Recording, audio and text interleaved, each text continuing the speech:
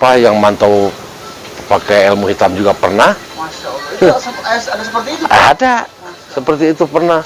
Karena apa?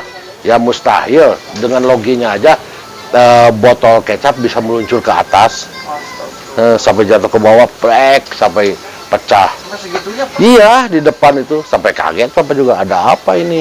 Kalau dibandingin dari Arab Saudi sama sekarang di Indonesia, gedean di Indonesia. Gedean di sini ya? Nah, di Saudi gaji Bapak 2.500 dulu, berarti kalau kali 3 7,5 juta ya. Nah, sebulan. Belum pengeluaran makan dan keperluan ngirim gitu. Paling nyisa cuman 1,5 juta per bulan. Biaya makan Bapak di Arab, biaya makan di Indonesia, paling 1,5 juta. 1,5 juta berarti berapa? Cuma 600 real. Jauh mendingan di Indonesia. Kalau sekarang bersihnya berapa, Pak? Di Indonesia? Ya 2 juta 3 juta. Masya Allah. Iya. Bapak per hari ini mah Sehari bersihnya, Pak ya? per hari ngitung hari-hari biasa aja ya. Ya 2 jutaan. Ada gitu kepala Dan kepala ya, Pak ya?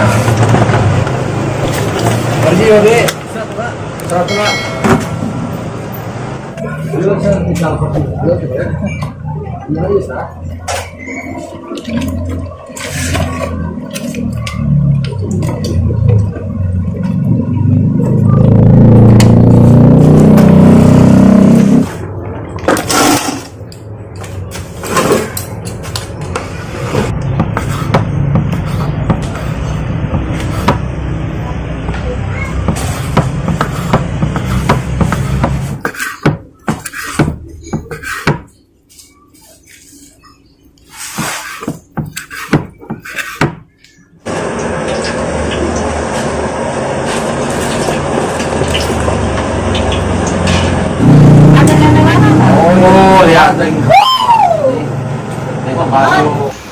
Assalamualaikum warahmatullahi wabarakatuh.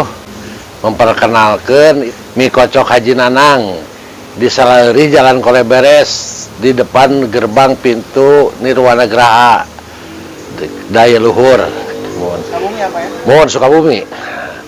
Ya alhamdulillah sejak tahun 2015 Bapak mendirikan mie kocok itu ya. Dari modal awal-awalnya 400.000, ya ruangannya juga istilahnya cuman cukup 4 orang 3 orang gitu ya, masih sempit, masih inilah, masih keadaan darurat. Tapi alhamdulillah sekarang ini udah ada perkembangan gitu, sampai luas ruang makannya juga. Ini kalau nggak salah 620 meter ruang makan. Ya alhamdulillah punya pegawai juga 6 orang. Ya sejak pulang dari Arab Saudi 1 tahun ya pengangguran. nggak ngembangin apa-apa gitu. Cuman yang menginjak 2015 itu Bapak punya rencana buka ini gitu. Karena kan Bapak udah punya berpengalaman di Arab Saudi ya. Jadi istilahnya nggak itu lagi lah, nggak keder gitu ya. Ya asal-asalnya karena kan uangnya terbatas cuma 400.000, tapi Bapak pengen buka usaha ya. Tidak mengandalkan pinjaman gitu, cuman ya seadanya aja, secukup-cukupnya gitu. Ya paling mie juga habisnya 2 kilo 1 kilo gitu ya. Daging juga 1 kilo 2 kilo gitu. Ya diseimbangin aja dengan keadaan uangnya gitu. Ke pasarnya juga naik ojek, pulang pergi naik ojek gitu. Setelah 3 tahun bisa Bapak ngebangun ruangan yang seluas ini ya, memperbesar. Ya alhamdulillah Bapak nggak belajar, nggak diajarin orang, nggak belajar, nggak buka-buka dari kitab, tahu ya. Mungkin Allah udah memberikan ilmu seperti itu ke Bapak ya. Lalu Bapak serba bisa gitu. Ya serba bisanya itu Bapak selalu dicoba bikin ini begini, alhamdulillah gitu ya. Dengan ketulusan hati Bapak ya, pasti yakin itu udah jadi ya. Mau bikin apa aja bisa gitu. Walaupun masakan Arab juga Bapak udah bisa. Itu tanpa tahu dari orang Arab. Tapi bisa seperti bikin nasi kabuli biryani, bukhori kan ya, itu Bapak bisa semua itu. Bapak dulu kan awalnya kan modal 400.000 nih Pak ini. Iya. Pas ngerintis itu langsung rame nggak sih Pak jualannya Pak? Ya enggak, ya biasa berdiri duduk gitu kan. Kalau jualan ya nungguin ada yang beli baru gerak kita berdiri ngelayanin. Nah, terus ada apa udah beres ngelayanin duduk lagi, kadang tiduran gitu kan. Dulu awal-awal buka usaha ini berapa sih omsetnya dulu Pak waktu awal-awal? Oh iya. Dari pertama jualan? Ya omsetnya itu paling sampai 600-700 itu. Ya pertama pernah sih pertama buka itu mungkin orang pengen pada tahu rasanya, pengen tahu gimana ya. Ya alhamdulillah modal 400.000 itu dapat sampai 800. Masya Allah. Iya. Udah gede ya Pak? Ya. Itu Udah awal-awalnya itu. Tapi besoknya lagi turun lagi gitu. Turun ya, Ya Pak, besoknya lagi naik lagi gitu. Belum standar gitu ya. Oh sekarang mah gede nyampe 6 juta 7 juta. 6 juta. Ya. Masya Allah. Itu udah berapa Ya. kali lipat ya Pak Ya. naiknya juga ya? Nah itu kalau di hari biasa. Tapi kalau di hari tanggal semacam tanggal merah, hari Minggu ya, itu lebih, kadang mencapai 8-9. Itu kan kotornya ya, belum gaji pegawai, belum belanja. Ya mungkin kalau 8 juta, 3 juta masuk kantongnya gitu. Kantongnya Ya yang 5 juta ya buat belanja sama gaji pegawai. Kita ada topping kikil Pak ya? Kikil ya, Berapa kilo sehari, itu kikilnya kikil kepala, Bapak sehari 20 kilo. Dari Bapak ngambilnya kikil dari kepala asli, bukan. Tebal-tebal ya, Nah, tebal lagian kikil dadakan, bukan tuh kikil Dari impor yang ya? sekarang yang impor yang kuning itu enggak, Bapak nggak pakai itu. Kurang enak Pak Nggak enak itu, rasanya udah keriput sama kimia itu. Iya. Kalau mendirikan usaha itu harus dijaga ya, dijaganya ya sejaganya semacam kualitasnya, semacam pasakannya gitu kan, seperti proses daging tulang itu kan nggak mudah itu. Kalau ya asal-asalan ya bisa, cuman ya lain gitu, efeknya nggak enak. Ya contohnya semacam dari sambal juga itu ngaruh dengan rasa. Kalau sebelum pakai sambal kan rasanya begini nih, ditambah sambal cuman kerasa pedasnya tapi rasanya lain. Nah, tapi kalau sambalnya asli dari cabai asli, dari mipit itu malah tambah enak. Iya, pedasnya juga rasanya. Dari air minum itu kalau mie kocok harus selalu panas air teh. Kalau minum air dingin nggak cocok, iya nggak enak.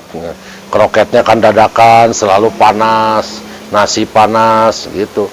Mungkin dari situ orang banyak semakin bertambah pengunjung itu dia punya jadi udah pada merasakan ya, makan di sini begini minumnya airnya panas, sambalnya pedas asli, mungkin kroketnya dadakan. Itu Bapak dengar sendiri banyak yang cerita seperti itu, sampai bawa dia teman-temannya gitu, banyakan gitu kan.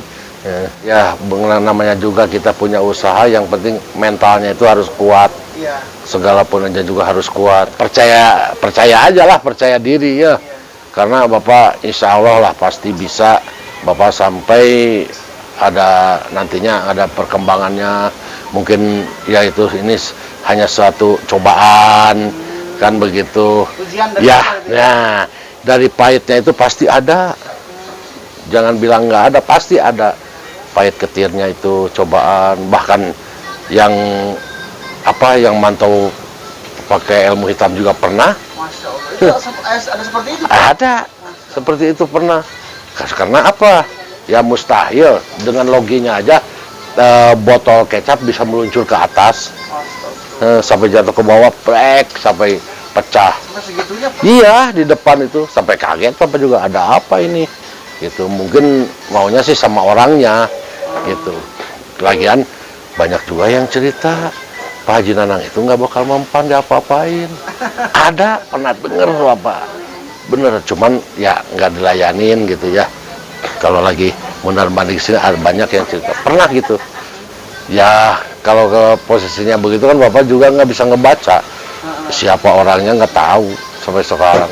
Jadi dibiarin aja gitu? Ya biarin aja, pasrah aja gitu. Yang penting kita lah, jangan sama orang lain. Nah, jangan dolim Pak ya. Kalau orang dolim itu kan dosanya besar. Besar ya Pak ya. Iya, pasti itu ada balasannya. Ya dibiarin aja, Bapak mah. Gitu. Terus segitunya Pak Ya ya. dilayani. Iya. Tapi Pernah. maaf nih Pak, nih. Iya. Ada nggak sih Pak, mungkin dari tetangga atau dari orang lain yang Iya. sempat pernah ngomong misalkan, Pak Nanang pakai dukun misalkan gitu. Pernah nggak sih Pak dia ngomong kayak gitu? Ada. Ada. Banyak ya. Banyak yang nanya juga, yang nanya langsung juga ada. Oh, ada ya? Iya. Kamu punya gurunya dari mana? Katanya. Iya. Ikut saya. Ada yang neror juga, kamu dari sana ya, dari sana. Ya gitu. Kata saya ya, hanya Allah yang tahu gitu aja. Ya semuanya juga serahkan sama Allah. Alhamdulillah ya, kalau dibeliin ya, dari awalnya itu Bapak ngojek ya. Oh, ngojek dulu Ya ngojek belanja itu. Sampai sekarang punya motor 3 juga, punya mobil juga ya, punya tanah juga, tapi belum diapa-apain ya gitu. Seperti itu, kita pasrahkan aja semuanya sama Allah, seperti itu. Ya berdoa, ya selalu berdoa. Namanya juga kan kita pengen banyak rezeki gitu, pengen banyak pelanggan kan, ya harus berdoa. Cuman mintanya sama Allah. Bapak nggak minta-minta ini, datang ke Ustadz, apa datang ke dukun begini. Alhamdulillah, enggak Bapak, Enggak ya Pak ya? enggak sama sekali, enggak mengenal seperti itu.